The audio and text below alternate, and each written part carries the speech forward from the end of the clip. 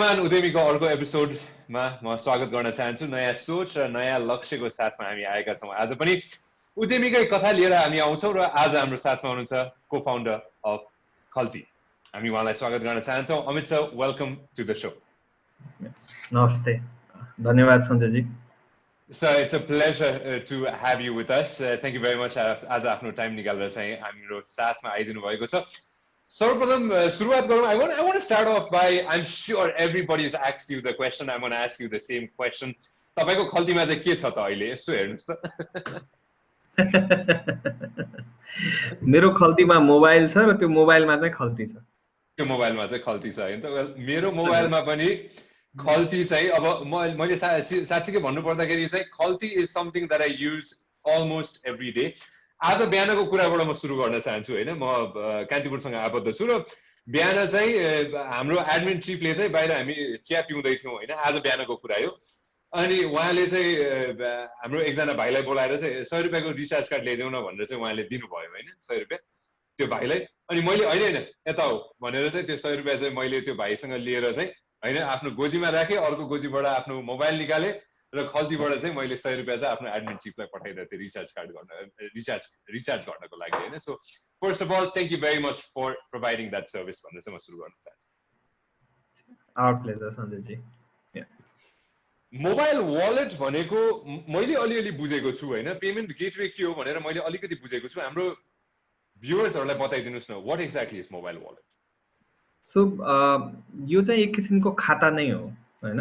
हामीले भनौँ न अब हिस्ट्री हेर्दाखेरि सबै जुन पैसा भन्ने कुरा कसरी आयो, पहिला त बार्टर सिस्टम हुन्थ्यो हैन। अनि पछि चाहिँ पैसा एउटा करेन्सी भन्ने कुरा आयो, मुद्रा भन्ने कुरा आयो हैन। अब त्यसपछि चाहिँ हामीले त्यो पैसा चाहिँ राख्थ्यौँ, आफ्नो घरमा राख्थ्यौँ हैन।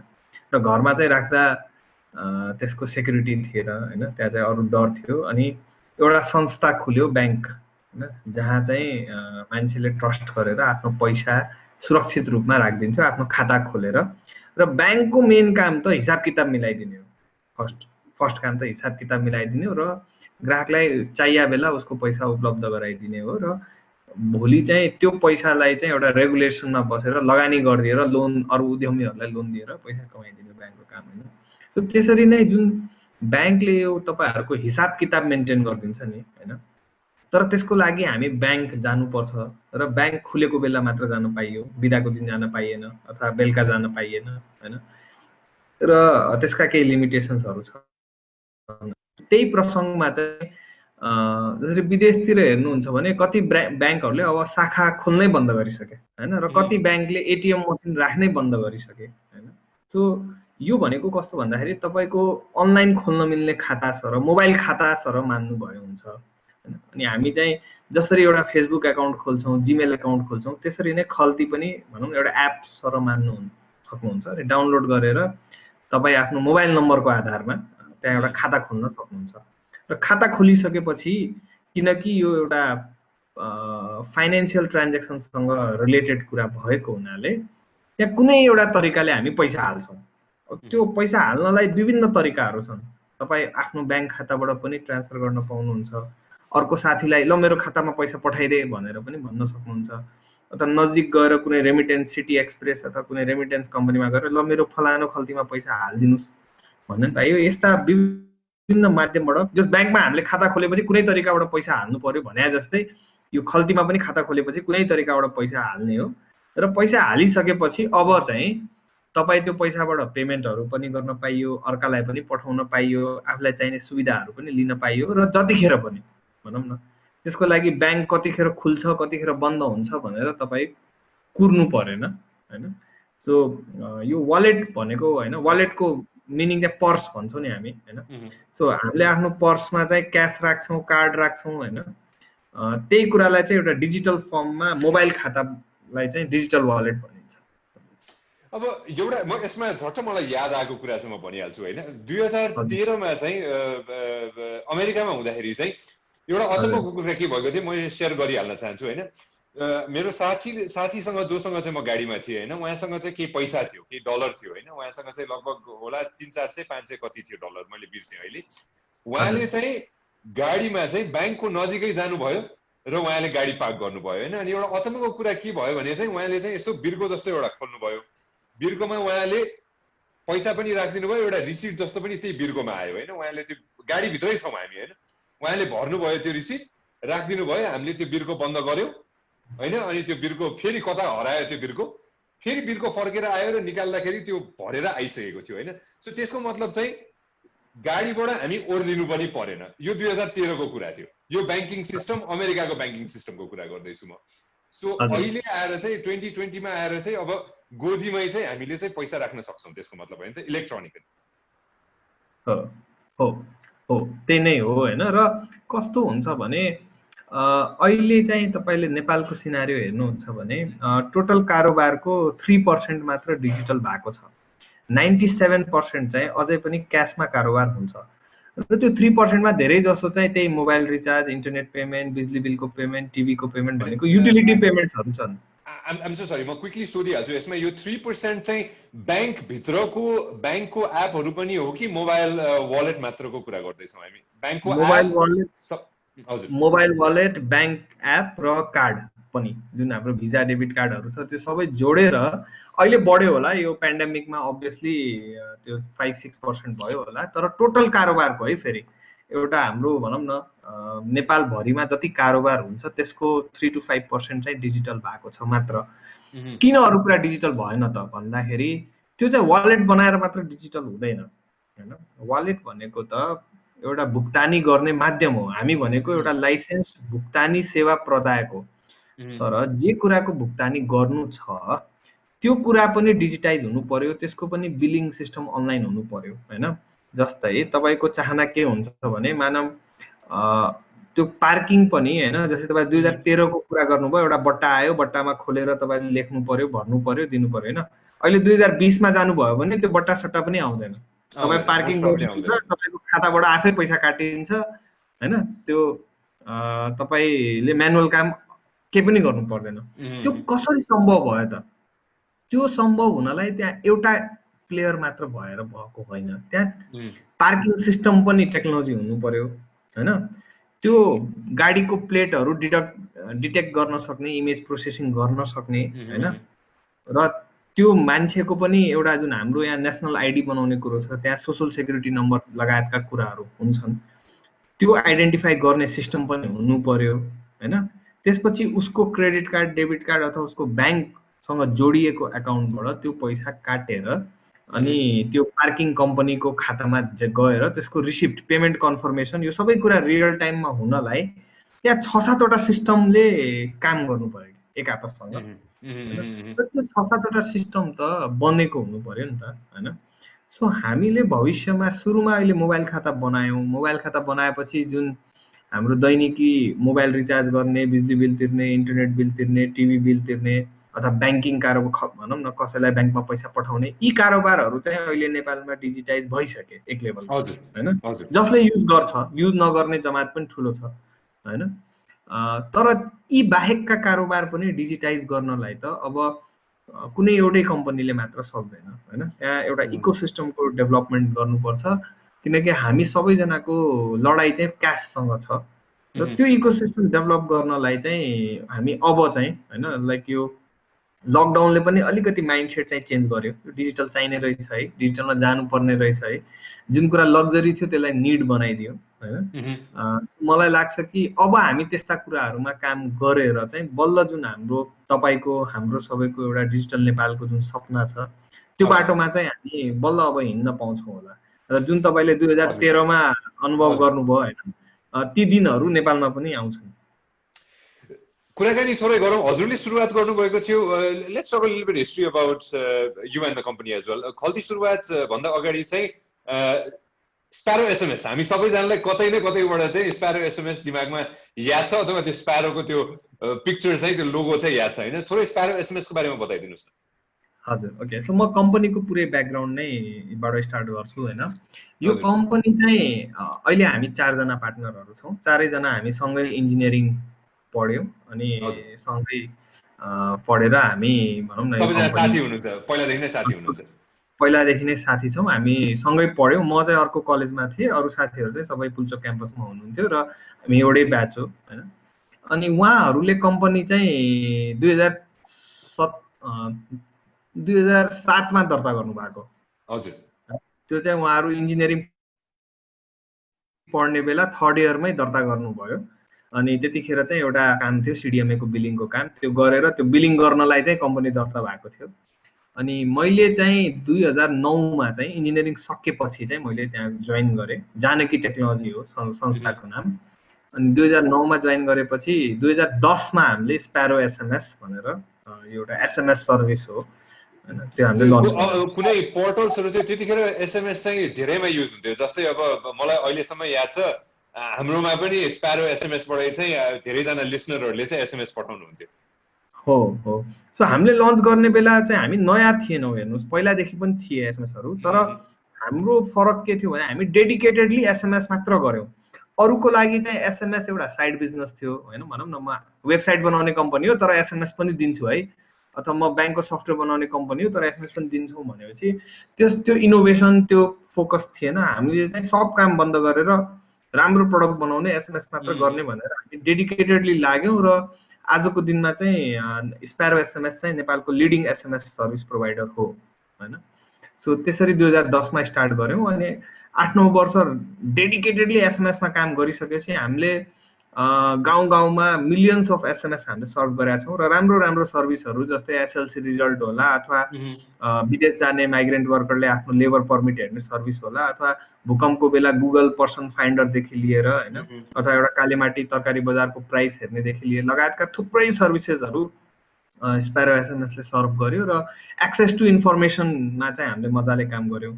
अनि त्यो एक लेभलको पुगिसकेपछि अब त्यसको फ्युचर हामीले हेर्दाखेरि नेक्स्ट डिस्रप्ट गर्ने ठाउँ चाहिँ एक्सेस टु फाइनान्स हो र हामी फाइनान्शियल इन्क्लुजनमा काम गर्नुपर्छ भनेर चाहिँ भर्खरै 3 वर्ष अगाडि 2017 मा चाहिँ हामीले खल्ती डिजिटल वालेट चाहिँ लन्च गरेको। डिजिटल वालेटको हकमा कुराकानी गर्नुपर्दाखेरि we've had digital wallet for the past 10 years.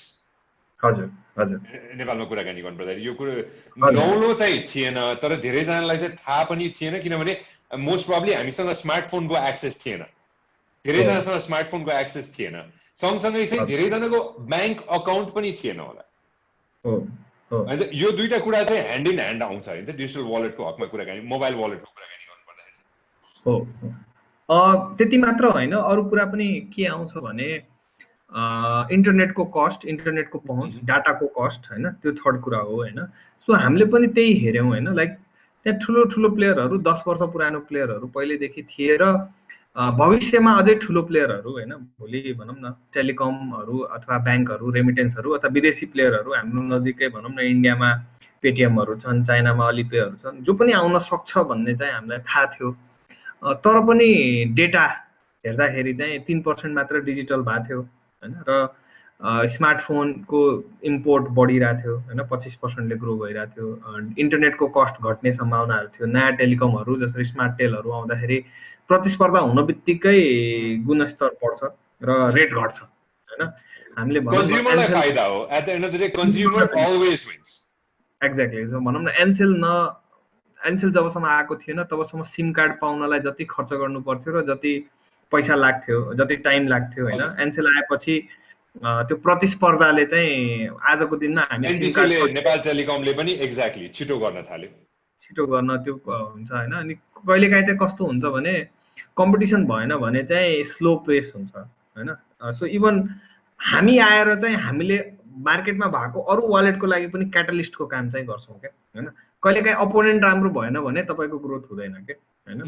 एउटा त्यो भनाइ छ नि, हिन्दीमा भन्छ हैन, हामी हम हैं तो क्या हम हैं, तुम हो तो क्या तुम हो भनेको। अब एक्लै भएपछि त के त्यसमा त्यो च्यालेन्जै भएन नि हैन। नेपाल टेलिकम यतिका वर्षदेखि एक्लै हुँदा सर्भिसमा, गुणस्तरमा, एक्सपान्सनमा सायद अलिक स्लो भएको थियो हैन, तर प्रतिस्पर्धा आएपछि त काम गर्न जागर हुन्छ नि त, अनि त्यो भएपछि चाहिँ ग्रोथ हुन्छ र त्यो चाहिन्छ नै।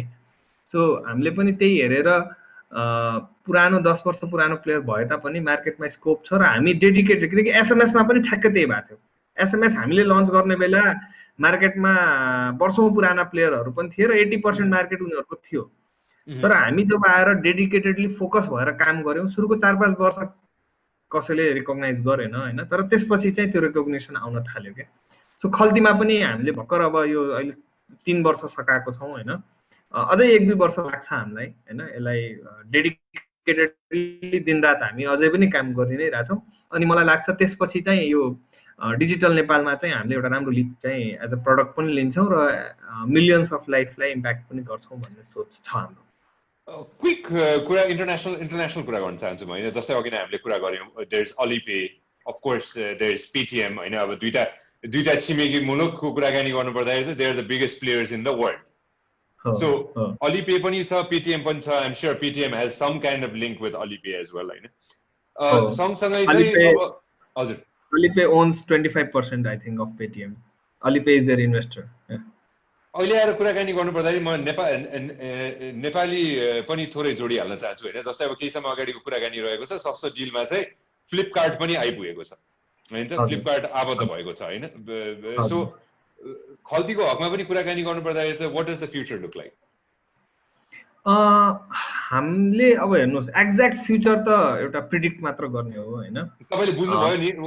मैले बुझेँ। हाम्रो सोच चाहिँ के छ भने पहिला त यो बेसिक इन्फ्रास्ट्रक्चर होइन, नेपालमा र विदेशमा के फरक छ भने विदेशमा यो ब्याङ्किङ इन्फ्रास्ट्रक्चरहरू, युनिफाइड स्विचहरू, नेसनल पेमेन्ट गेटवेहरू पहिल्यैदेखि थिए। त्यो भएर चाहिँ कुनै नयाँ वालेट आउँदाखेरि उसले चाहिँ गएर त्यो युनिफाइड पेमेन्ट सिस्टममा जोडेपछि सबै ब्याङ्कमा एकैचोटि जोडिन्छ होइन। तर नेपालमा चाहिँ के छ भने अहिले यो युनिफाइड पेमेन्ट सिस्टम थिएन अथवा अहिलेसम्म छैन। आइएम सो सरी सर, यसमा अझ अलिकति डिटेलमा बुझाइदिनुहुन्छ युनिफाइड पेमेन्ट सिस्टम भनेको चाहिँ के हो भने?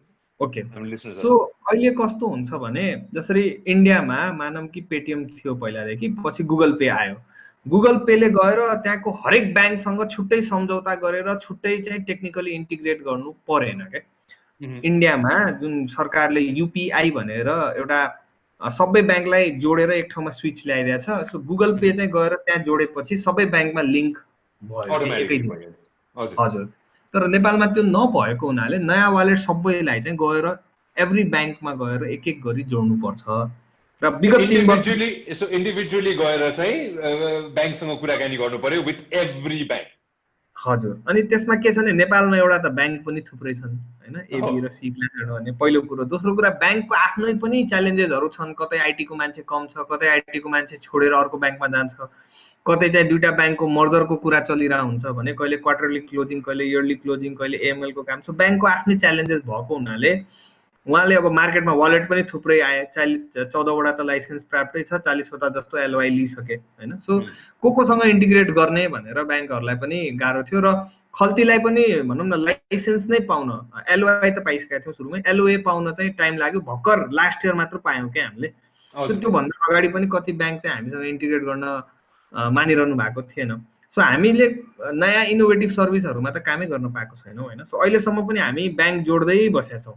अब भविष्य हेर्नुहुन्छ भने हाम्रो सोच के हो भने पहिला यो ब्याङ्कहरू सबै जोडेर हाम्रो एपलाई म्याच्योर बनाएर त्यसको युजर इन्टरफेस होइन चलाउन सजिलो बनाएर त्यसलाई नेपाली भाषामै अहिले हामीले लन्च गरेका छौँ। त्यसलाई अझै सजिलो भनौँ न गाउँघरमा चलाउन, स्मार्टफोन युजरले चलाउन मिल्ने गरी सुरुमा चाहिँ होइन। पछि हामीले फिचर फोनलाई पनि केही गरौँला, तर अहिले सुरुमै सबै कुरा गर्न खोज्यो भने फेरि हुन्छ होइन। सो त्यो हिसाबले पहिला चाहिँ यो सबै ब्याङ्क जोड्ने काम, बेसिक इन्फ्रास्ट्रक्चर होइन। तपाईँलाई खल्ती चलाउँदाखेरि आफ्नो ब्याङ्कबाट पैसा लोड गर्न, ब्याङ्क लिङ्क गर्न पाउनु पर्यो होइन।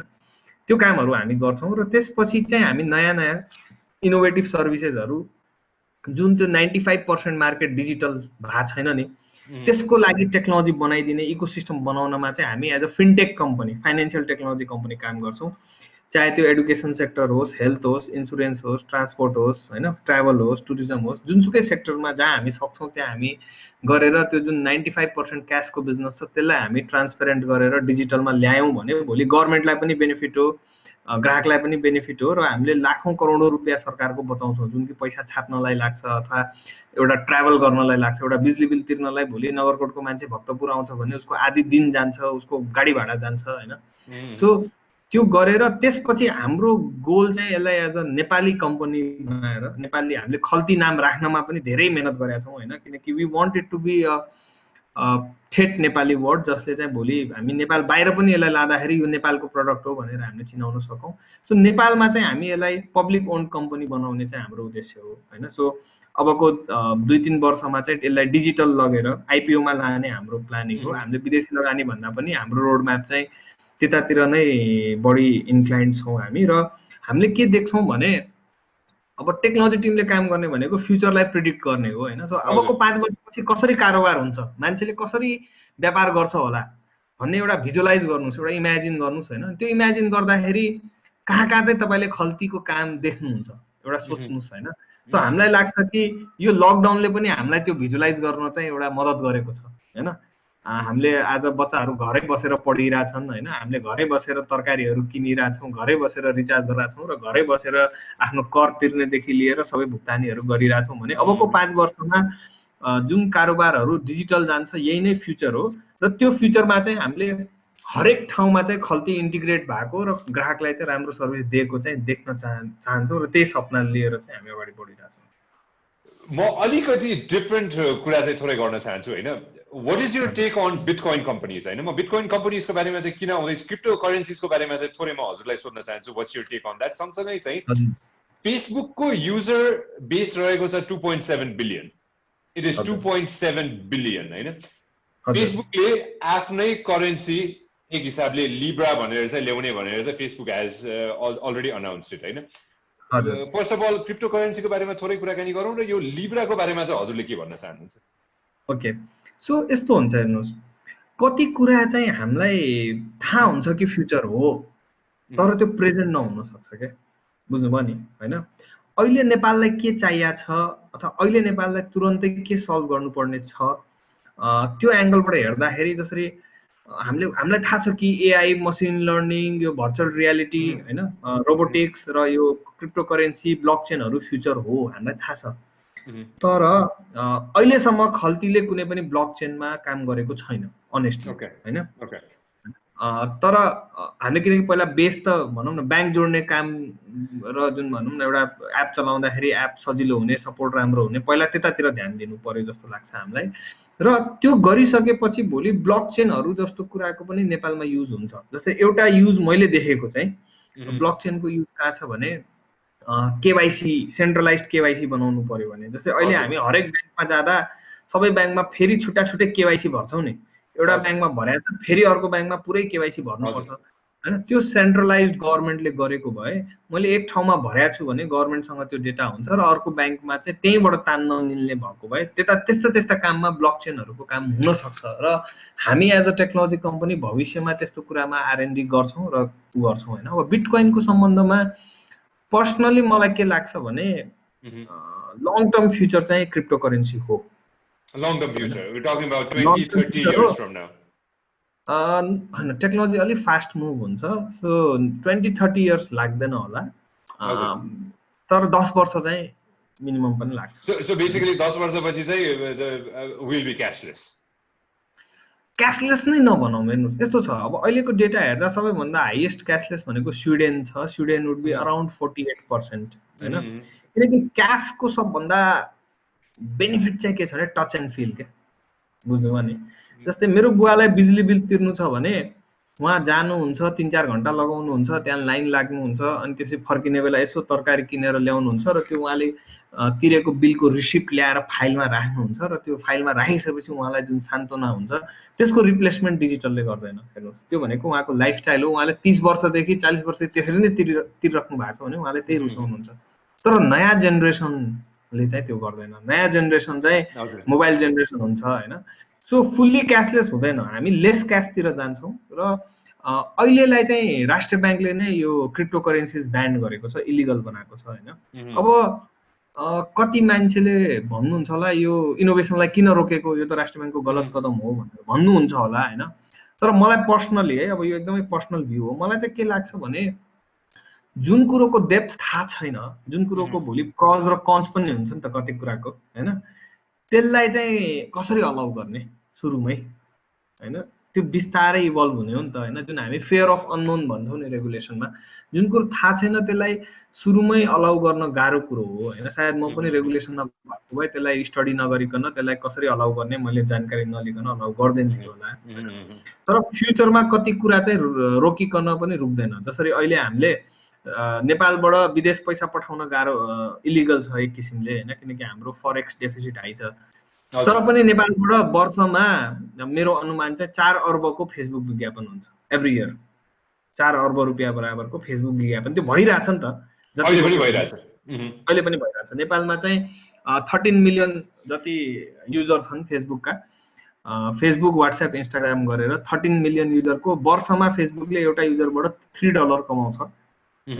वर्षभरिको विज्ञापन देखाएर $3 मात्र कमाउँछ भने वर्षभरिमा उसको 3.9 मिलियन डलर भयो, जुन कि 4 अर्ब भन्दा बढी रुपैयाँ भयो होइन। र त्यो फेसबुकको लागि एकदमै सानो रकम हो। त्यही भएर फेसबुकले यहाँ दिमागै लगाएको छैन। मैले फेसबुकको अफिसमा म सिङ्गापुर पनि गएँ, युएस पनि गएँ, उहाँको अफिसमा यो कुरा सम्बन्धी मिटिङ गर्न। उहाँले त्यो भनौँ न $100 मिलियन को पनि मार्केट छैन, अहिले किन दिमाग लगाउनु टाइपको हुन्छ उहाँको थट प्रोसेस चाहिँ। यो फेसबुकको लिब्रा भन्ने जुन ब्लकचेन डिजिटल करेन्सी छ नि होइन, अब हजुरलाई के लाग्छ फेसबुक जस्तो कम्पनीले आफ्नै करेन्सी ल्यायो भने मार्केट कतिको इन्टरप्ट हुन्छ होला? अब यस्तो छ कि मलाई यसमा नलेज हेर्नु जिरो छ अहिले अनेस्टली। मैले यसमा राइट एन्सर दिन सक्दिनँ। तर जति पनि तपाईँ ठुलो कम्पनी हेर्नुहोस्, हजुर, सबैजना चाहिँ लास्टमा पेमेन्टमा जान्छ। चाहे एप्पल होस्, एप्पलले एप्पल पे बनाउला, गुगलले गुगल पे बनाउला होइन। भोलि चाहिँ तपाईँको सोनी जस्तो कम्पनीले त अहिले नाम चेन्ज गर्न लाग्छ आफ्नो कम्पनीको। तपाईँले भर्खरै सुन्नुभयो होला, सोनी भनेको जापानको टिभी बनाउने कम्पनी, उनीहरू पनि फिनटेकमा जाने। ट्रु कलरको पनि करेन्सी बनाउने होइन। त्यो डिफ्रेन्ट कम्पनीजहरूले चाहिँ पछि पेमेन्ट्समा चाहिँ होइन, व्हाट्सएप पे, विच्याट पे होइन। आखिर विच्याट स्टार्ट भएको त च्याटको लागि हो नि त, तर पेमेन्टमा गयो नि त होइन। सो अहिले फेसबुकको पनि फेसबुक पे भनेर पनि छुट्टै आइरहेछ, व्हाट्सएप पे भनेर पनि छुट्टै आइरहेछ होइन। किनकि लास्टमा चाहिँ यो हामीलाई ब्याङ्कको शाखा किन चाहिएको हो भन्ने क्वेसन हो नि। जस्तै म तपाईँलाई एउटा इक्जाम्पल दिन्छु। म युएसमा जाँदाखेरि मलाई ब्याङ्क अफ अमेरिकामा एउटा सानो काम परेको थियो होइन। अनि म त्यहाँ ब्याङ्क अफ अमेरिका भिजिट गर्न गएँ। भिजिट गर्न जाने बेला मेरो मनमा के खेलिरहेको थियो भने मलाई एन्टरटेन गर्छ र होइन। अब मलाई त के पनि थाहा छैन, मलाई एउटा यहाँ अब खाता खोल्नलाई बुझ्नु पर्ने छ एउटा कम्पनीको लागि, मलाई के वास्ता गर्थ्यो होला र भन्ने मेरो मनमा चलेको छ है। एक्ज्याक्टली। जब म ब्याङ्कभित्र गएँ होइन, मलाई उहाँको सिनियर म्यानेजरले आधी घन्टा टाइम दिनुभयो क्या। अनि म सरप्राइज भएँ। अनि मैले फर्केर त्यहाँ एकजना साथी बस्नु, उहाँलाई सोधेँ होइन। उहाँले भन्नुभयो भने मेरो साथीले, यदि एउटा ग्राहकले वर्षमा ब्याङ्कलाई 3 चोटि भन्दा बढी भिजिट गर्छ भने त्यो ब्याङ्कको चाहिँ केपिआईमा पर्छ क्या, कि यो 3 चोटि भन्दा ग्राहकलाई किन भिजिट गर्नु पर्यो, ब्याङ्कको सर्भिसमा केही खराबी छ कि भनेर उनीहरूको त्यो त्यस्तो पर्दो रहेछ कि। भन्नुहुँदा शाखामा किन जानु पर्यो जब सबै कुरा डिजिटल हुन सक्छ। तपाईँको हिसाब किताब यदि अनलाइन मेन्टेन हुन्छ, तपाईँलाई चाहिने पैसा होइन। जसरी सुरुमा एटिएम मसिन आउँदा ब्याङ्कले के भन्थ्यो भने यो एटिएम मसिन किन चाहियो, यत्रो लगानी गर्नुपर्छ, त्यहाँ भनौँ एटिएमको कस्ट छ, त्यसको मेन्टेनेन्स कस्ट छ, त्यहाँ उल्टै पैसा राख्नु छ, सेक्युरिटी छ, त्यहाँ सिसिटिभी लगाउँथ्यो, विभिन्न कथा। यो त पैसा झिक्ने तरिका हो, यो ब्याङ्कलाई किन चाहियो भन्दाखेरि त्यसमा डिबेट थियो। तर पछि एटिएमहरू लगाउन थालेपछि मान्छेले ब्याङ्कमा पैसा बढी राख्न थाल्यो क्या। त्यसरी नै त्यो एटिएमलाई नै वालेटले रिप्लेस गर्छ क्या। पछि तपाईँलाई चाहिने पैसा के को लागि हो भन्नुहोस् त? कि खर्च गर्नु पर्यो कि अरू कसैलाई पठाउनु पर्यो? दुईटै कुरालाई त हो नि होइन। त्यो दुईटै कुरा गर्न पाइहाल्यो भने भविष्यमा, ल अहिले पो सबै ठाउँमा चल्दैन ठिक छ, तर भविष्यमा जो त्यो दुईटा कुरा गर्न पायो भने त तपाईँ चाहिँ एटिएम हिँडेर गएर पैसा किन झिक्नुहुन्छ होइन। अथवा ब्याङ्कमा चाहिँ तपाईँको पैसा तपाईँ जुनसुकै बेला राति 10 बजे ब्याङ्क बन्द भए पनि, आज सरकारी बिदा भए पनि भोलि ब्याङ्कमा बिहान 10 बजे गएर लाइन लाग्नु परेन भने होइन, जुन एउटा कारोबार हुन्छ, हाम्रो इकोनोमिक एक्टिभिटी हुन्छ, जुन 8 घन्टा भइरहेछ, त्यो 24 घन्टा गराउन सक्यो भने त हाम्रो देशको इकोनोमिक त बढ्छ नि त। किनकि त्यो ब्याङ्कको भाडा र स्यालेरी त उत्तिकै छ, तर कारोबार त तेब्बर हुने भएपछि त त्यसपछि पो इकोनोमिक रेभोल्युसन आउँछ नि त। यसमा एउटा कुरा म जोडिहाल्न चाहन्छु है, म हजुरलाई सोधिहाल्न चाहन्छु होइन। डिजिटली चाहिँ हामीले धेरै पैसा खर्च गर्छौँ जस्तो लाग्छ, किनभने हामीले त्यो पैसा देख्दैनौँ। टच एन्ड फिलको कुराकानी गर्नुभयो नि होइन। यसमा म जोडिहाल्न चाहन्छु, कसिनोमा पैसाले खेल्न पाइँदैन।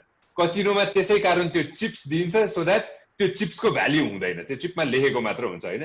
सो डिजिटली हामीले हेर्दाखेरि पनि हाम्रो डिजिटल वालेटमा चाहिँ, अथवा डिजिटल वालेटको मात्र कुरा नगरौँ, ब्याङ्ककै हिसाबले कुराकानी गर्नु पर्दाखेरि नि पैसा छ भने हामीले ल ठिकै छ यो खर्च गरौँ न त भनेर चाहिँ अलि धेरै खर्च गर्छौँ।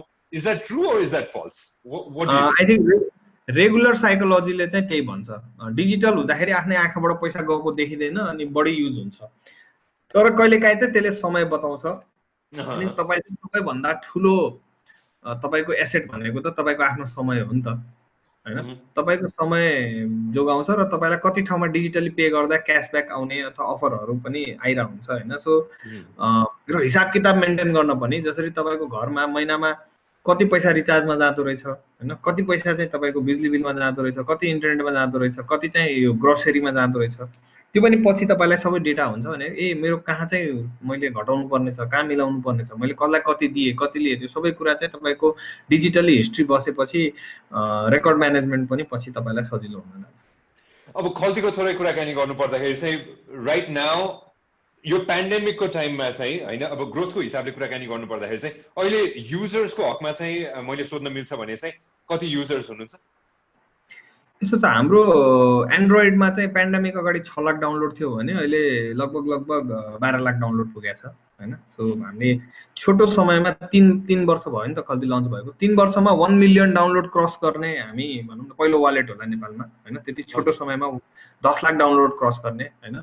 सो युजर्सहरू चाहिँ खल्तीप्रतिको ट्रस्ट बढिरहेछ, युजेस बढिरहेछ र एउटा विकल्पको रूपमा, एउटा नयाँ वालेटको रूपमा चाहिँ धेरैले मन पराइरहेका छन्।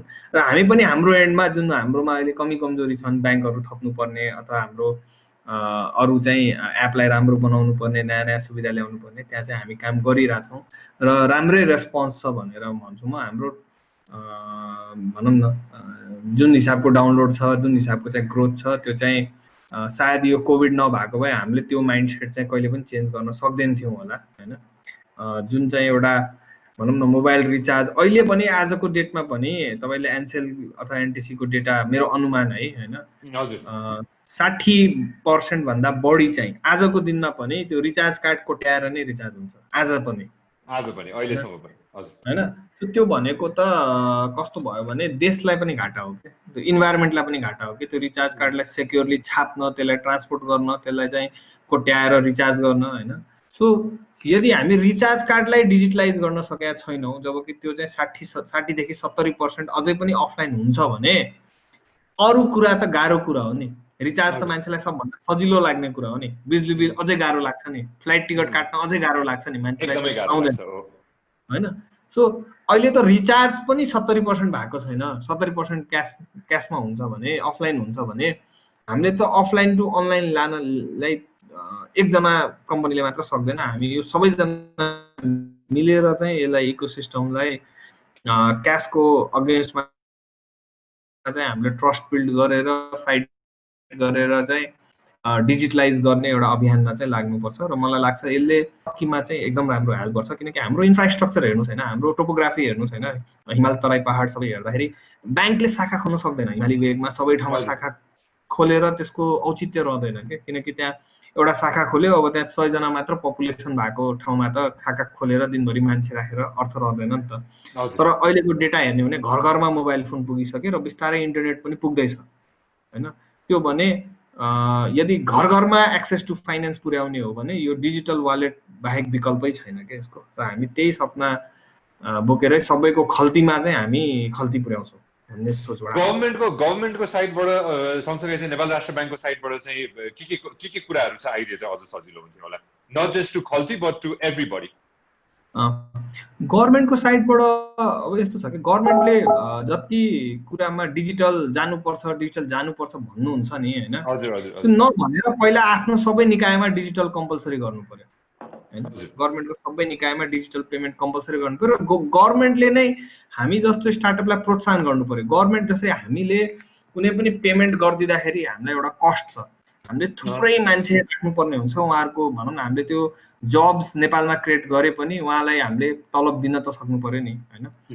जस्तै खल्ती भर्खरको कम्पनी भयो भने खल्तीमा 130 जना भइसक्यो, अरू कम्पनीमा त्योभन्दा धेरै म्यान पावर छ। त्यो कस्ट र एउटा भनौँ न पैसा कुनै पेमेन्ट हुन्छ भने एउटा ब्याङ्कबाट अर्को ब्याङ्कबाट पैसा मुभ गर्दाखेरि त्यसको सेक्युरिटी कस्ट, त्यो कस्ट चाहिँ गभर्मेन्टले नै पहिला जसरी हामीले अहिले बिजुली बिल तिर्छौँ गभर्मेन्टले हामीलाई कुनै कमिसन दिएको छैन, भोलि गभर्मेन्टको ट्याक्स पेमेन्ट गर्नु पर्यो भने गभर्मेन्टले नै स्टार्टअपलाई कमिसन दिँदैन, त्यसको कस्ट दिँदैन भने गभर्मेन्टले त्यो गर्नु पर्यो होइन। र अर्को कुरा चाहिँ गभर्मेन्टले हामीलाई यो मोबाइल रिचार्ज गर्ने कम्पनीको रूपमा मात्र हेर्नु भएन, गभर्मेन्टले चाहिँ यिनीहरू चाहिँ भोलि ब्याङ्किङ सेवालाई फाइनेन्सियल सर्भिसेसलाई हरेक मान्छेको घर घरमा पुर्याउन सक्ने क्षमता, किराना पसल, पान पसल, एउटा ट्याक्सी सबैमा डिजिटल पेमेन्ट होस्। त्यो चाहना पुरा गर्नलाई त त्यो किराना पसलले त भ्याट बिल दिँदैन कति ठाउँमा, त्यो ट्याक्सीले त भ्याट बिल दिएको छैन, पान पसलले दिएको छैन। अनि हामी चाहिँ त्यसको पेमेन्ट गर्दाखेरि हामी त फुल्ली रेगुलेटेड हो, त्यसको टिडिएसदेखि लिएर त्यसको सबैको कुराहरू आउँछ भने त्यो ट्रान्जिसन त प्लान गर्नु पर्यो नि त होइन। डिजिटल लानुस्, किराना पसललाई डिजिटल लानुस् भन्ने, तर त्यो किराना पसललाई डिजिटल लग्यो भने त्यसको ट्याक्सको लायबिलिटी चाहिँ हाम्रो माथि आयो भने त हामीले सक्दैनौँ। त्यो ट्रान्जिसन प्लान गर्नु पर्यो र गभर्मेन्टले आफै चाहिँ डिजिटल पेमेन्ट युज गरेर डिजिटल वालेटहरूलाई कमिसन दिनु पर्यो र त्यो एज एन इक्जाम्पल सेट गर्नु पर्यो, चाहे त्यो राजस्वको पेमेन्ट होस्, चाहे बिजुली बिलको पेमेन्ट होस्, चाहे खानेपानीको पेमेन्ट होस्, या गभर्मेन्टको कुनै पनि पब्लिक सर्भिसको पेमेन्ट होस् होइन। सो मलाई लागेको चाहिँ गभर्मेन्टले त्यो चाहिँ गर्नुपर्छ र हरेक ठाउँमा चाहिँ यो कम्पलसरी चाहिँ अनलाइन भुक्तानी गर्ने माध्यमहरू चाहिँ कम्पलसरी गराउनुपर्छ। No, fantastic. What you just said, I 100% agree with you. Nepali youth को बारेमा हजुरले पहिला पनि बोल्नु भएको छ हैन, the energy of the country is the youth, no shadow of a doubt on that. अहिले धेरै जना youth अहिले जो हाम्रो प्रोग्राम हेर्दै हुनुहुन्छ हैन, उहाँहरुले पनि म केही सुरु गर्न चाहन्छु, I want to start something on my own भनेर धेरै जनाले सोचिरहनु भएको छ होला। Young friends who want to start something, what do you like to say to them? Anything, it can be any business, not just digital. Agri मा हुन सक्ला, any business. त्यो गर्नलाई सर्वप्रथम त विश्वास राख्नु पर्यो हैन। विश्वास के चाहिँ राख्नु पर्यो भने नेपालमा जताततै पैसा छ, धेरै स्कोप छ, गर्न सक्यो भने भनौँ न सबभन्दा इजी छ यहाँ काम गर्न भन्ने सोच राख्नु पर्यो हैन। हामीलाई बच्चैदेखि चाहिँ गलत कुरा के सिकाइयो भने हामी गरिब देश हो हजुर, जुन एकदमै गलत कुरा हामीलाई सिकाएको छ के। हामी त सबभन्दा धनी देश हो जस्तो लाग्छ मलाई, किनकि यो ग्लोबली वर्ल्डमा एउटै करेन्सी छ, त्यो भनेको एनर्जी हो। र एनर्जी भनेको कि नेचुरल रिसोर्समा हुन्छ कि युवाहरूमा हुन्छ, हामीसँग दुइटै छ। Very true. र त्यो युवाहरूलाई भनौँ न हामीले केही एन्टरप्रेन्योरल उद्यमीको काम नगरेर हामीले चाहिँ त्यही युवालाई एक्सपोर्ट गर्यौँ कि, त्यो युवाले बनाएको सामानहरू एक्सपोर्ट गर्ने ठाउँमा हामी युवालाई एक्सपोर्ट गर्यौँ हैन। तर यो कोभिडले के सिकायो भने सबैभन्दा प्यारो कुरो त आफ्नो घरै रहेछ, आफ्नो देशै रहेछ हैन। अब सायद कोभिडले गर्दा केही माइग्रेसन, बाहिर विदेश जाने माइग्रेसन केही दिन कम हुन्छ होला भने नेपालमै काम गर्न सकिन्छ। र अर्को कुरा गभर्मेन्टले केही गरेन नभन्नुस्, गभर्मेन्टले गर्दै भए तपाईलाई काम गर्ने ठाउँै हुँदैन। हजुर, गभर्मेन्टले गर्दैन भने पो तपाईलाई धेरै अपर्च्युनिटी छ हैन। तपाईलाई युएस मन पर्ला हैन, युएस मा गएर तपाईँ भनौँ न यहाँ नेपालबाट तपाईँ आइटी को मान्छे हुन्छ भने फ्रिल्यान्सिङ गरेर पैसा कमाउनुहुन्छ, पैसा रेमिटेन्सबाट मगाउनुहुन्छ, त्यसको ट्याक्स पनि तिर्नुहुन्न हैन, अथवा त्यही पैसाबाट कसैको लागि फेसबुक विज्ञापन गर्नुहुन्छ। तर युएस गएर ट्याक्स नतिरिकन बसेर देखाइदिनुस् त मलाई हैन।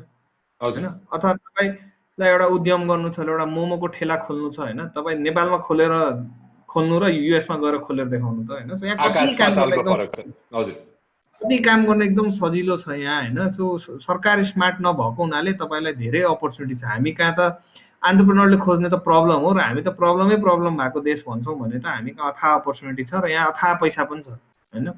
त्यो सोच्नु पर्यो। हामी धनी देश हो, यत्रो नेचुरल रिसोर्सेस छ हामीसँग हैन, एकदम धेरै स्कोप छ, यति स्कोप छ कि त्यो कुरै नगर्नुस्। र यहाँ लाइफ पनि एकदम राम्रो छ। हजुर, यहाँ लाइफ जति राम्रो लाइफ छ हैन, हामी विदेशी लाइफ भन्छौँ हैन, विदेशमा गएर जुन हाम्रो इन्टिग्रेटेड फ्यामिलीको स्ट्रेन्थ छ नि त्यो विदेशमा हुँदैन क्या। विदेशमा हामी इम्पावरमेन्ट भन्छौँ, वुमेन इम्पावरमेन्ट भनेको छ, के भनेको छ, तर सबभन्दा बढी डिप्रेसन हुने, सुसाइड हुने र मान्छे लोनली हुने विदेशमै हो क्या हैन। त्यहाँ चाहिँ भनौँ न एउटा फ्यामिलीको लागि ल बुवासँग भेट्नको लागि फादर्स डे भनेर आएको क्या। हाम्रो लागि एभ्रिडे फादर्स डे हो। बिहान उठ्नु, डेली बुवालाई ढोक्नुस्, तपाईँ फादर्स डे त्यही हो हैन। सो यहाँ चाहिँ हामीसँग कुरा गर्नलाई मान्छे छन्, साथीभाइहरू छन् हैन।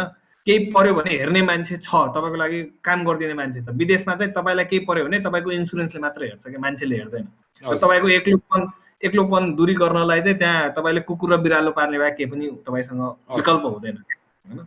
सो नेपालमा चाहिँ लाइफ एकदम राम्रो छ।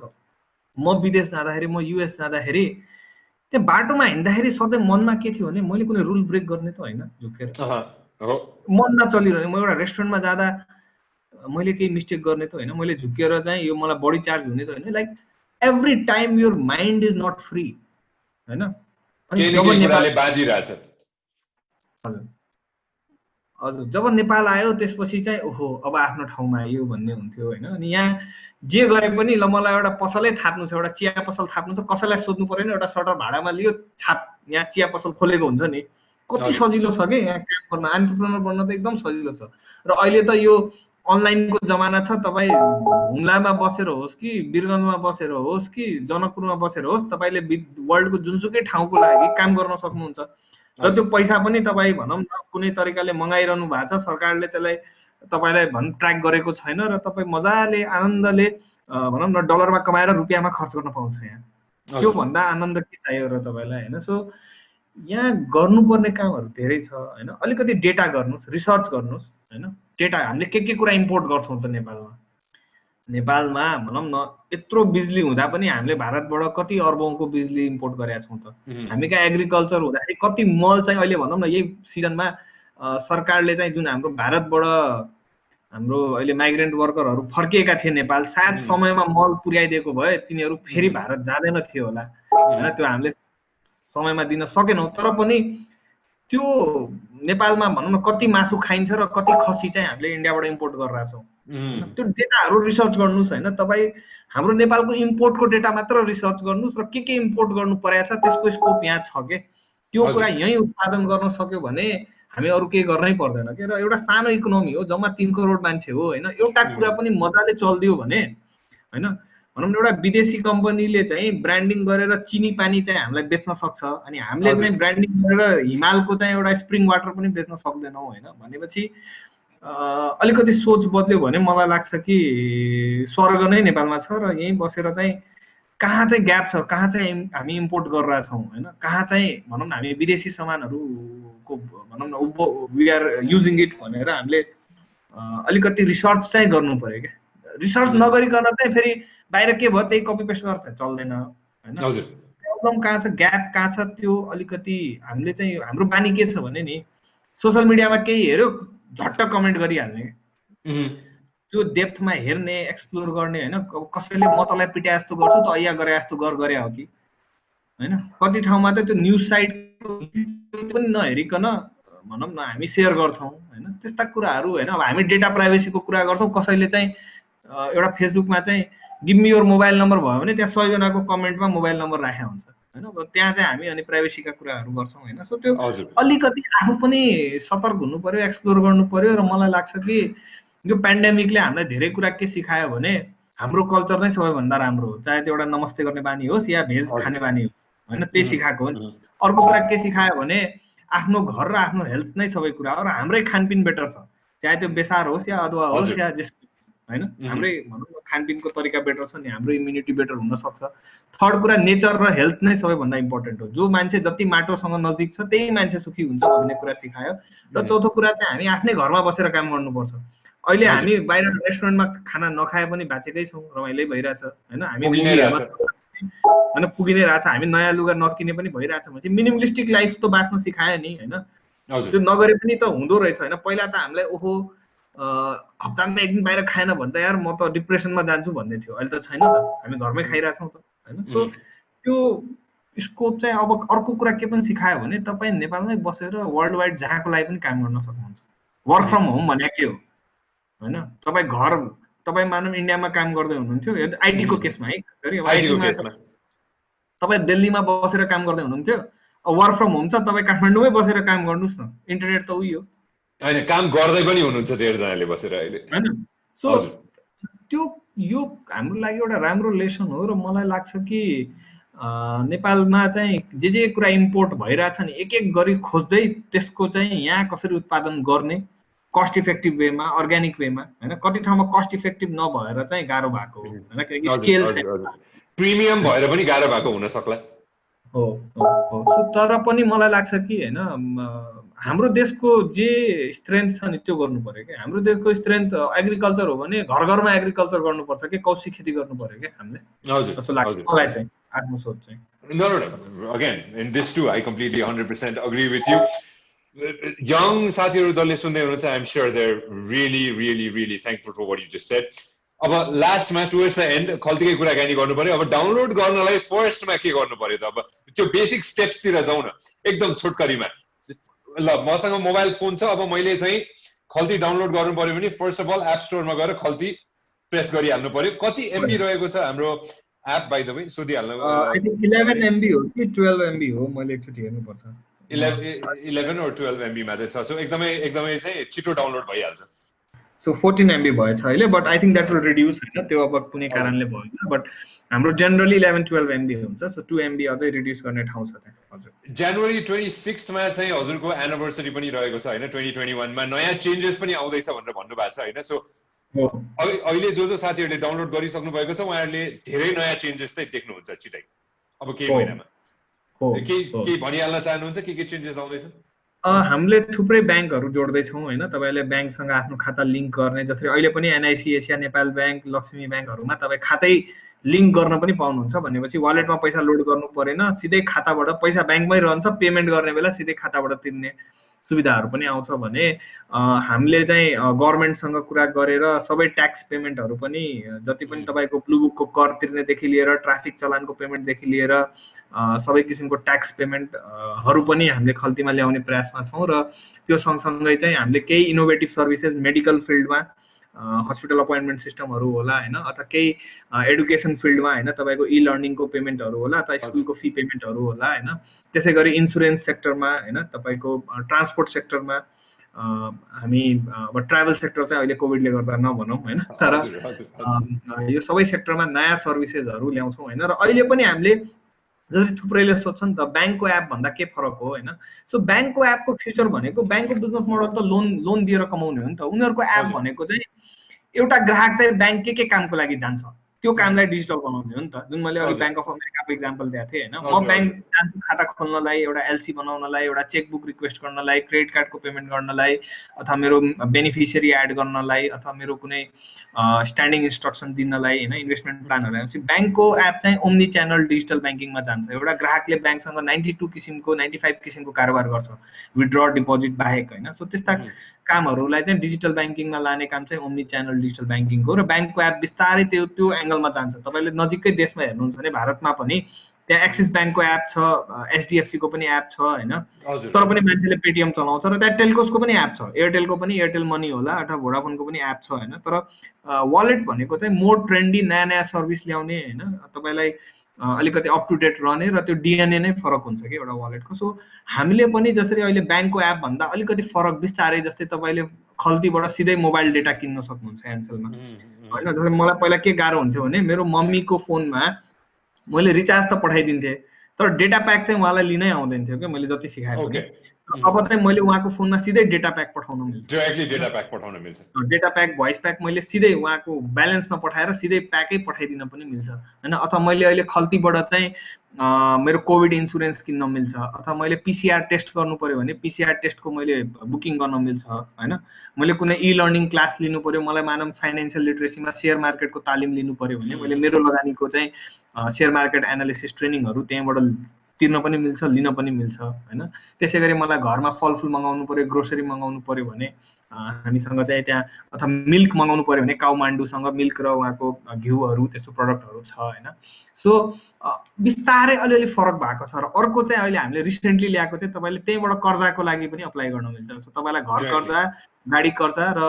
व्यवसाय कर्जाको लागि चाहिँ तपाईले त्यहीबाट आवेदन दिन मिल्छ यो चाहिँ अहिले हामी सुरुमा एउटा बैंक एनआईसी एशिया बैंकसँग आबद्ध भएर गरिरहेका छौं भने भविष्यमा हामी अरु बैंक पनि ल्याउँछौं हैन सो बिस्तारै यसमा म क्विकली स्टोरी हाल्न चाहन्छु जस्तै बैंकमा हाम्रो एक्स अमाउन्ट अफ मनी हुन्छ हैन बैंकमा जति पनि पैसा हुन सक्छ हैन वालेटमा चाहिँ कति पैसा राख्ने त त्यसमा पनि धेरै जना चाहिँ अलिकति कन्फ्युज हुन्छ हैन जस्तै अब मेरै खल्तीको वालेटमा कुराकानी गर्नु पर्दाखेरि I have a few thousand हैन अब यसमा कति सम्म चाहिँ राख्न सकिन्छ र कति राख्दा चाहिँ के हुन्छ त त्यो लास्टमा बताइदिनुस् न हो। सो राष्ट्र ब्याङ्कले के भन्नु भएको छ भने होइन, जसरी दुईटा तरिका छ। एउटा चाहिँ अब जुन तपाईँले ब्याङ्क खाता लिङ्क गर्नुभयो भने तपाईँलाई वालेटमा पैसा राख्नै परेन, तपाईँको पैसा ब्याङ्कमै रहन्छ, तिर्ने बेला ब्याङ्कको खाताबाट काटिन्छ होइन। त्यो भनेको ब्याङ्क लिङ्किङ सर्भिस हो। यो चाहिँ अहिले हामीले एनआइसी एसिया र लक्ष्मी र नेपाल र मुक्तिनाथमा लाइभ भइसकेका छौँ, अरू ब्याङ्कहरू पाइपलाइनमा छन्। अहिले हाम्रो अफर पनि चलिरहेको छ। तपाईँको एनआइसी एसियाको हाम्रो अफर छ, तपाईँले खाता लिङ्क गर्नुभयो भने अहिले 50 रुपिस चाहिँ एज अ क्यासब्याक पनि पाउनुहुन्छ होइन। अब लिङ्क नभएको केसमा चाहिँ तपाईँ वालेटमा लोड गर्न चाहिँ बढी पनि पाइयो, 25,000 भन्दा बढी पनि पैसा लोड गर्न पाइयो। तर त्यो कुन कारणले लोड गरेको हो, कुनै मानौँ तपाईँलाई बिजुली बिल तिर्नु पर्यो, कुनै ट्याक्स तिर्नु पर्यो, अथवा कुनै भनौँ न सरकारी कुनै फ्लाइटहरू बुकिङ गर्नु पर्यो, स्कुलको बच्चाको फी तिर्नु पर्यो भने पैसा लोड गर्न पाइयो। लोड गरेर तपाईँले पेमेन्टहरू चाहिँ 1 लाखसम्मको सायद होला, 1 लाखसम्मको पेमेन्ट गर्न पाइयो होइन। तपाईँलाई इन्सुरेन्सको प्रिमियम तिर्नु पर्यो, अब 1 लाखसम्मको प्रिमियम छ भने तपाईँ तिर्न पाउनुभयो। तर राति भनौँ 24 आवर्स चाहिँ तपाईँले 25,000 भन्दा बढी चाहिँ राख्न पाइएन। तर लोड गर्न पाइयो, 50,000 पनि लोड गर्न पाइयो। तपाईँलाई मानौँ 50,000 लोड गरेर कसैको अर्काको ब्याङ्क खातामा पठाउनु छ, तपाईँले कुनै व्यापारीसँग सामान किन्नुभयो, उसको खल्ती छैन, उसको कुनै वालेट छैन, उसको ब्याङ्क खाता रहेछ भने तपाईँले खल्तीबाट नेपालको 60+ ब्याङ्क्समा पैसा पठाउन मिल्छ होइन। र जुन बेला पनि राति 10 बजे पनि पठाउन पाइयो। भोलि तपाईँलाई व्यापार गर्नु छ भने राति 10 बजे पैसा पठाउनु, बिहान तपाईँ काममा जानु, बिहान 10 बजे गएर ब्याङ्कमा लाइन लाग्नु परेन। सो त्यो पाइयो। तर 25,000 भन्दा बढी चाहिँ होल्ड गर्न पाइएन। भविष्यमा म्याच्योर हुँदाखेरि होइन, अब बिस्तारै भनौँ न यो राम्रो हुँदै जाँदा राष्ट्र ब्याङ्कले बिस्तारै चाहिँ लिमिट पनि बढाउनुहुन्छ। यो बिस्तारै बढाएकै राम्रो, एकैचोटि धेरै लिमिट पनि दिनु पर्दैन होला, जोखिम हुन्छ त्यहाँ होइन भनेर। त्यो हिसाबले अब सुरुमा मोबाइल रिचार्जको लागि मात्र युज हुन्थ्यो भने कम लिमिट थियो, त्यसपछि बिस्तारै अहिले इन्सुरेन्स पेमेन्टदेखि बिजुली बिल स्कुल फीहरू हुँदाखेरि अलिकति लिमिट बढ्यो। भविष्यमा त्यहाँ अरू किसिमको कारोबार आउँछ र जब त्यो युज केस बढ्दै जान्छ त्यसपछि रेगुलेटरले चाहिँ त्यसलाई त्यसरी नै बिस्तारै लुजन अप गर्दै जानुहुन्छ। फ्युचरमा त we could buy a car, we could buy a motorcycle, we could buy a house just by click of a button. You could do the booking for a house, not buy the entire house through a wallet. But yes, booking can be done maybe. Well, let's hope for the best. हजुरले भन्नुभएको कुरामा चाहिँ what I took right now was time is the most important thing in the world. समय नै हो र wallet तपाईले चाहिँ डाउनलोड गर्नुभयो भने, wallet राख्नुभयो भने चाहिँ समयको चाहिँ बचत हुन्छ।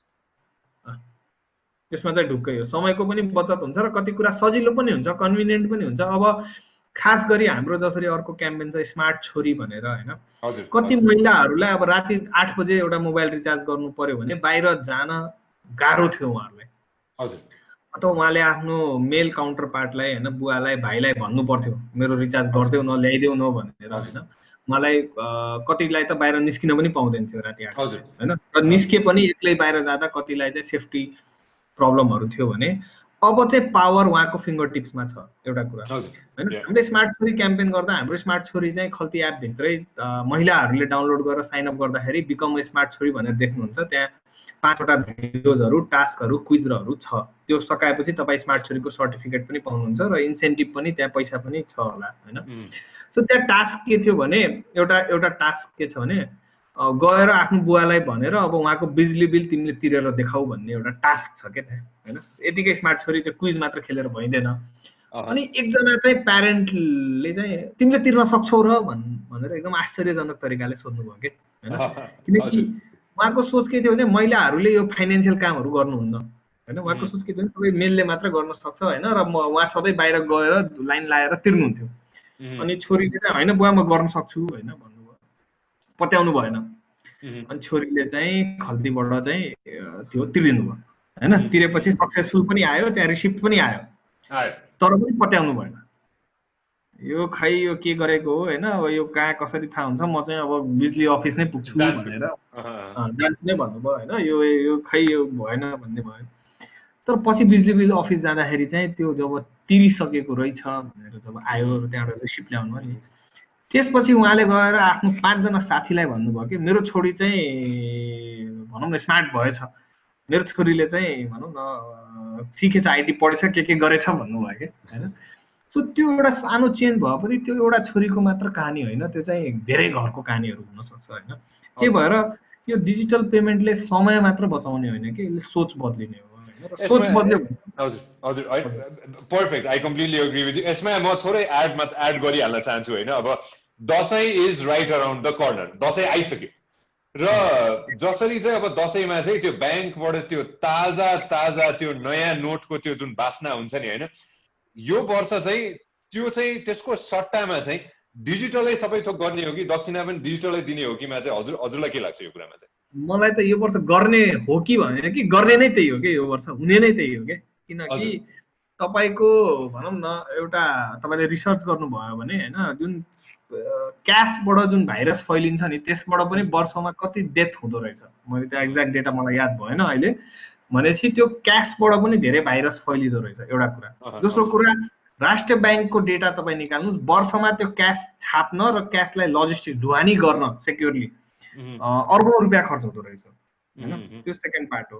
र थर्ड पार्ट चाहिँ कस्तो भयो भने एउटा तपाईँ अहिले लकडाउनको स्थितिमा हुनुहुन्छ, तपाईँको ट्राभल कम छ भने एक ठाउँबाट अर्को ठाउँमा जब तपाईँ जान पाउनुहुन्न नि त्यसपछि आफ्नो यो भनौँ न आशीर्वाद भनौँ अथवा भनौँ न एउटा माया भनौँ होइन त्यो पठाउने माध्यम भनेको डिजिटली नै हो क्या अहिले होइन। अहिले 16 श्राद्ध त डिजिटली हुन्छ भने दक्षिणा त डिजिटली हुने नै भयो होइन, त्यो विकल्प होइन कि त्यो नै भनौँ न त्यो एउटा अप्सन होइन कि त्यो मात्र विकल्प हो होइन भन्ने चाहिँ मेरो मान्यता छ। र हजुर होइन योपालिको दसैँ चाहिँ कस्तो हुन्थ्यो भने पहिला चाहिँ हामीलाई दसैँमा बिदा हुन्थ्यो, योपालि बिदामा दसैँ पर्ने भयो यो लकडाउनले गर्दा होइन। So I think it has to be digital र योपालि हामी सबै मिलेर क्यासलेस दसैँलाई प्रमोट गरौँ होइन, जुन चाहिँ भाइरस फ्री पनि हुन्छ र एउटा आफू मात्र होइन तपाईँ यदि चलाइरहनु भएको छ भने घरमा एटलिस्ट आफ्नो फिमेल पार्टलाई होइन आफ्नो बहिनीलाई आफ्नो दिदीलाई आफ्नो आमालाई यो डिजिटलाइजेसन सिकाउनुहोस् र उहाँलाई के कन्फिडेन्स दिनु भने यो सजिलो छ, तपाईँ चलाउन सक्नुहुन्छ। तपाईँ यदि फेसबुक र वाट्सएप चलाउन मिल्छ, भाइबर चलाउन मिल्छ भने तपाईँ यो पनि त्यस्तै हो आमा त्यस्तै हो बहिनी भनेर तपाईँले एटलिस्ट एकजना चाहिँ हाम्रो अभियान जुन छ वुमेन इम्पावरमेन्टको एकजना महिलालाई चाहिँ एकजना बहिनीलाई छोरीलाई चाहिँ तपाईँले सिकाउनु पर्यो क्या, त्यो नै दक्षिणा हुन्छ योपालि के। It's not just about sending money, it's about teaching them how they can do it themselves and how they can make their own payments. र कति ठाउँमा चाहिँ यो डिजिटल प्लेटफर्मबाट चाहिँ हामीले हाम्रो एउटा अब प्रोग्राम छ, अहिले मैले रिभिल गर्न मिलेन, सबै कुरा सही रह्यो भने हामीले फेब्रुअरीमा लन्च गर्छौँ होइन। सो त्यहाँ चाहिँ कस्तो हुन्छ नि यो डिजिटल प्लेटफर्म यो एप युज गरेर चाहिँ इन्कम जेनेरेसनको पनि एउटा ठुलो स्रोत लिएर चाहिँ हामी आउँदैछौँ होइन। सो कमाइको साधन हुन्छ, त्यही भएर चाहिँ तपाईँले आजैदेखि नै आफ्नो हाम्रो कति महिलाहरू चाहिँ भनौँ न एउटा आइडेन्टिटी खोजिरहनु भएको छ, नट जस्ट महिनाको 10,000 कमाए पनि त्यो कमाइको लागि होइन कि आफ्नो आइडेन्टिटीको लागि पनि आफूलाई चाहिएको कुरामा आफूलाई सिक्न मन लागेको कुरामा चाहिँ काम गर्न पाउनुपर्छ उहाँहरूले। र त्यही भएर योपालि दक्षिणा चाहिँ पठाउने मात्र होइन पठाउन सिकाउने काम पनि गरौँ। म यसमा सोधिहाल्न चाहन्छु, अब हजुरले प्रसङ्ग निकालिहाल्नु भयो होइन। सो फेब्रुअरीमा चाहिँ होइन खल्तीको भित्रै पैसा कमाउने बाटो आउँछ, खल्तीको भित्रै जे आउँछ खल्ती भित्रै आउँछ, जे आउँछ खल्ती भित्रै आउँछ। म चाहिँ यसपालिको कुराकानी हामीले गऱ्यौँ होइन, म चाहिँ यसपालिको दसैँ मात्र होइन, यसपालिको अन्य चाड मात्र होइन, यसपालिको अङ्ग्रेजी नयाँ वर्ष मात्र होइन कि अबदेखि चाहिँ हामी डिजिटल तर्फ लागौँ भनेर चाहिँ यो एड गर्न चाहन्छु र हजुरलाई थ्याङ्क यू भेरी मच पनि भन्न चाहन्छु। हजुर थ्याङ्क यू सञ्जयजी समय दिनुभएकोमा। र भनौँ न हामी पनि भनौँ न देशमै केही गर्न चाहन्छौँ। खल्ती भर्खर नयाँ छ, जम्मा 3 वर्ष भएको छ, त्यहाँ धेरै काम गर्नुपर्ने छ, मलाई थाहा छ धेरै इम्प्रुभमेन्ट गर्नुपर्ने छ। हामी बिस्तारै चाहिँ तपाईँलाई खल्ती चलाउने अरू रिजनहरू थप्ने भनौँ न प्रयासमा छौँ होइन। तर पनि हामीलाई प्रोत्साहन गर्नलाई तपाईँहरू खल्ती चलाइदिनुहोस् होइन। खल्ती एप चलाएर त्यहाँ केही त्रुटिहरू होला, केही बगहरू भेट्नुहुन्छ भने हामीलाई त्यो पनि पठाउनुहोस्, हामी त्यसलाई ठिक गर्ने भनौँ न हामीले के चाहिँ प्रण लिएको छौँ भने हिजोभन्दा चाहिँ हामी आज बेटर हुन्छौँ र यो हाम्रो एभ्रिडे मूल मन्त्र हो होइन। हामी कुन कुरा कहिले सल्भ गर्छौँ हामीलाई थाहा छैन, तर हामी एभ्रिडे चाहिँ जब हामी आफ्नो बिहान रेडी हुँदा आइना हेर्छौँ हामीलाई के चाहिँ हेर्नुपर्छ भने म आफूलाई अरूसँग कम्पेयर गर्दिनँ, अरू कस्तो छ कहाँ छ मलाई मतलब छैन, म आफू चाहिँ हिजोको आफू भन्दा चाहिँ आजको आफू चाहिँ राम्रो हुनु पर्यो र त्यही चाहिँ हाम्रो खल्तीको पनि थट प्रोसेस हो। सो हजुरहरू युज गरिदिनु भयो भने भोलि नेपालबाटै सक्सेस स्टोरिजहरू भन्यो भने यसले आउने धेरै युवा पिँढीहरूलाई प्रोत्साहन गर्नेछ र हामीले नेपालमै काम गऱ्यौँ भने मलाई लाग्छ धेरै स्कोप छ हाम्रो कन्ट्रीमा होइन। सो यति भन्दै चाहिँ म फेरि पनि सञ्जयजीलाई धन्यवाद दिँदै thank you very much Mahendra अग्निलाई पनि thank you very much sir, it's a pleasure, thank you very much for your time हजुर। Thank you सञ्जयजी।